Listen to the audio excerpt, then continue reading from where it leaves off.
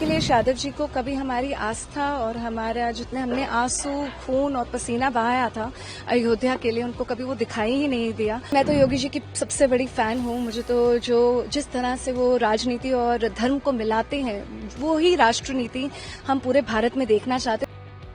मुझे लगता है अखिलेश यादव जी को कभी हमारी आस्था और हमारा जितने हमने आंसू खून और पसीना बहाया था अयोध्या के लिए, उनको कभी वो दिखाई ही नहीं दिया और उनको इसके आध्यात्मिक महत्वता की बिल्कुल समझ ही नहीं है। मुझे लगता है उनको सीखने की जरूरत है। और इसके साथ साथ जो लोकल टूरिज्म वहाँ का बूस्ट होता है, जितने भी हमारे ट्रेन्स होती हैं, फ्लाइट टिकट्स होती हैं, जितने लोगों को जब हम दिए खरीदते हैं, लोगों को एम्प्लॉयमेंट मिलता है, वो उनको कभी दिखाई नहीं देता है। And as a spiritual tourism miss world tourism leader मैं ये बोलना चाहूंगी कि वो इसको स्पिरिचुअल टूरिज्म के साथ देखें और तब उनको समझ आएगा कि इकोनॉमी में कितना बूस्ट मिलता है ऐसे फेस्टिवल्स को सेलिब्रेट करने के लिए।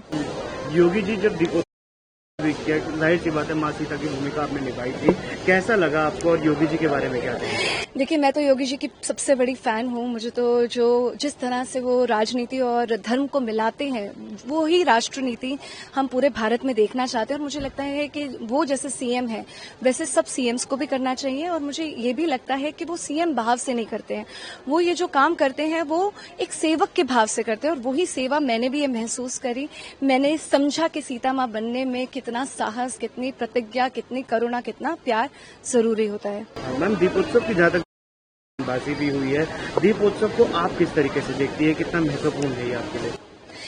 मुझे लगता है कि जब इतने सारे, इस बार हमने 26 लाख दियों का एक गिनीज वर्ल्ड रिकॉर्ड दोबारा बनाया है। मुझे लगता है जब इतने सारे लोग साथ में जुड़ते हैं तो उनके अंदर जो आस्था है, वो भावना है, वो और भी ज्यादा स्ट्रांग हो जाती है। प्लस ऐसे जब हम ऊपर से, जब हम पुष्पक विमान से उतर रहे थे तो ऐसा लगता था जैसे सिर्फ सच में राम जी और सीता मैया को पूरा भारत उनका वेलकम कर रहा है।